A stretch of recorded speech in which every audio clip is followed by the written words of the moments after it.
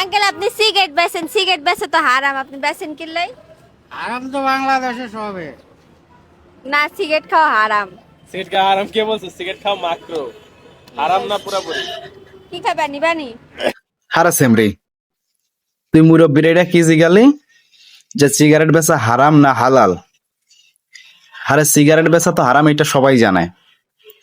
আর এর চেয়ে যে বড় বড় তুই হারাম কাজ করে বেড়াস, এইটা তোর চোখে বাঁধে না?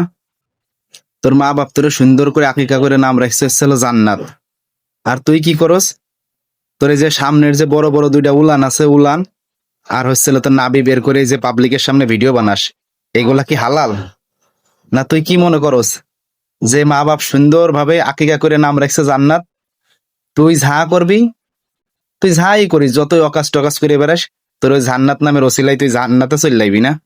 এইটা ভাবস নাকি? ওই মুরব্বী আছে বলে সেজন্য কিছু হয় নাই।